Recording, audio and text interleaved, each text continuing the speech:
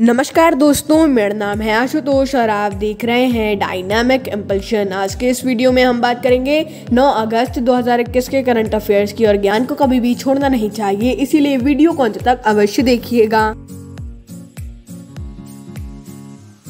सबसे पहला प्रश्न है, पीएम दक्ष पोर्टल और ऐप का शुभारंभ किसने किया? A Virendra Kumar, B Narendra Modi, C Ashwini Vaishnaw, D Piyush Goyal. And the right answer is Virendra Kumar. तो प्रधानमंत्री दक्ष ऐप और पोर्टल एससी और सफाई कर्मचारियों के कौशल विकास के लिए लॉन्च किया गया है। इसमें जो सभी योजनाओं को इसी में लॉन्च किया जाएगा। इसमें बहुत सी जानकारियां होंगी और ये बहुत ही अच्छा है। और ये ऐप लॉन्च किया गया है सामाजिक न्याय और आधिकारिकता मंत्रालय के अधीन में। अगला प्रश्न है, ई प्रमाणन कार्यक्रम किस मंत्रालय के अंतर्गत शुरू किया गया है? ए संस्कृति मंत्रालय, बी पर्यटन मंत्रालय, सी विद्युत मंत्रालय, डी सूक्ष्म लघु और मध्यम उद्यम मंत्रालय। यहाँ पर एमएसएमई लिखा है, दोनों का मतलब सेम होता है। And the right answer is विद्युत मंत्रालय। तो यह प्रमाणन कार्यक्रम विद्युत मंत्रालय के अधीन और आरके सिंह जो कि विद्युत मंत्री हैं, इनके द्वारा लॉन्च किया गया है। और इससे रेगुलेटरी को ट्रेनिंग दी जाएगी, यानी कि रेगुलेटरी मतलब कर्मचारी होते हैं, उनको ट्रेनिंग दी जाएगी एक स्पेशल। और इसका जो डाटाबेस डैशबोर्ड का भी शुभारंभ आरके सिंह जी ने किया है, जो कि आईआईटी कानपुर के द्वारा विकसित किया गया है। ये सारी जानकारियाँ अच्छे से आप एक बार और अगर नहीं समझ में आया हो तो देख लीजिए, क्योंकि ये बहुत ही इम्पोर्टेंट है।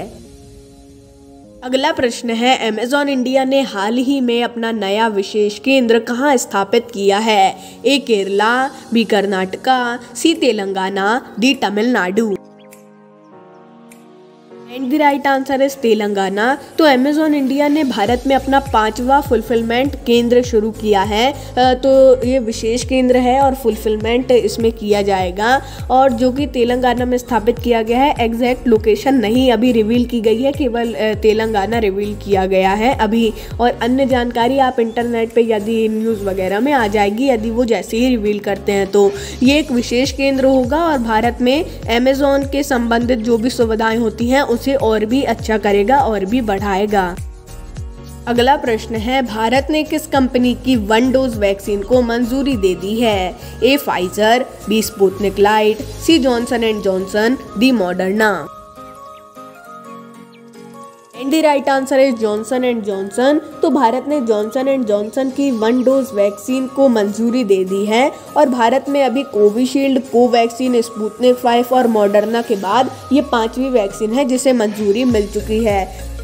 अगला प्रश्न है, हिमाचल प्रदेश हस्तशिल्प निगम ने किसके साथ समझौता किया है? A Zomato, B Flipkart, C Uber, D Koo app. And the right answer is Flipkart. तो हिमाचल प्रदेश हस्तशिल्प निगम ने फ्लिपकार्ट के साथ समझौता किया है। इसके तहत हिमाचल प्रदेश के छोटे छोटे व्यापारियों का सामान बेचना होगा फ्लिपकार्ट को, और प्रचार भी करना होगा। तो ऐसे ये तो मेरे को बहुत ही अच्छा लगा। और ऐसे समझौते अब धीरे धीरे और बढ़ने लगे हैं। और सरकार अब व्यापारियों के बारे में ज़्यादा सोच रही है, स्टार्टअप वगैरह में लोन वगैरह भी दे रही है, और उनका फ़ायदा के लिए अलग अलग योजनाओं की भी शुरुआत कर रही है। अगला प्रश्न है, पुष्कर सिंह धामी जी ने वंदना कटारिया को क्या पुरस्कार देने की घोषणा की है? ए 25 लाख रुपए, बी ऑफिसर की जॉब, सी 2 लाख रुपए, डी 50 लाख रुपए। And the right answer is 25 lakh रुपए। तो मुख्यमंत्री पुष्कर सिंह धामी जी ने घोषणा की है कि महिला हॉकी टीम की कप्तान वंदना कटारिया को 25 लाख रुपए का पुरस्कार दिया जाएगा।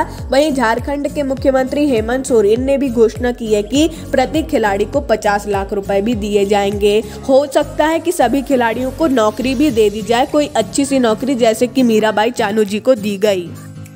अगला प्रश्न है, G20 अनुसंधान मंत्रियों की बैठक में भारत का प्रतिनिधित्व किसने किया? ए नीतीश प्रामाणिक, बी धर्मेंद्र प्रधान, सी अन्नपूर्णा देवी, डी सुभाष सरकार।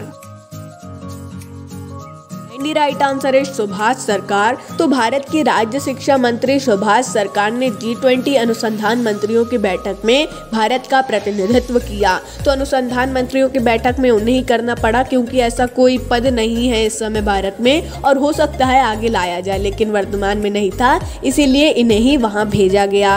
और इसमें बहुत सी बातें की गई, सारे G20 में जो 20 देश हैं उनके अच्छे संबंध की बात की गई, और जो डिजिटल स्पेस की जानकारी है वो भी सभी देशों को साझा करने के लिए बोला गया। अगला प्रश्न है, उत्तराखंड के लिए भूकंप अलर्ट ऐप किसके द्वारा विकसित किया गया है? A IIT Madras, B IIT Ropar, C IIT Roorkee, D IIT Guwahati. And the right answer is IIT Roorkee. तो उत्तराखंड के लिए भूकंप अलर्ट ऐप IIT रुड़की के द्वारा विकसित किया गया। सिंपल सी बात है, रुड़की उत्तराखंड में है और उत्तराखंड के लिए ऐप इसी के द्वारा विकसित किया जाना चाहिए था। और ऐसा ऐप विकसित करने वाला ये पहला भारत का IIT बन गया और पहला राज्य उत्तराखंड बन गया है ऐसे ऐप को लॉन्च करने वाला। तो मैंने वो प्रश्न भी लिया था किसके राज्य के द्वारा लॉन्च किया गया है, उसमें भी ये जानकारी दी गई थी। अगला प्रश्न है, स्विगी ने किस शहर में फूड डिलीवरी के लिए इलेक्ट्रिक साइकिल लॉन्च करने की घोषणा की है? A Hyderabad, B Pune, C Chennai, D Delhi. And the right answer is Hyderabad. तो स्विगी ने फूड डिलीवरी के लिए पहली बार हैदराबाद में इलेक्ट्रिक साइकिल लॉन्च करने की घोषणा की है। इम्पोर्टेंट क्वेश्चन है, इसके बारे में एक बार आप अच्छे से समझ लीजिए। अगला प्रश्न है, राजीव गांधी खेल रत्न पुरस्कार का नाम बदलकर किसके नाम पर रखा गया है? A Milkha Singh, B major Dhyan Chand, C Neeraj Chopra, D none of these.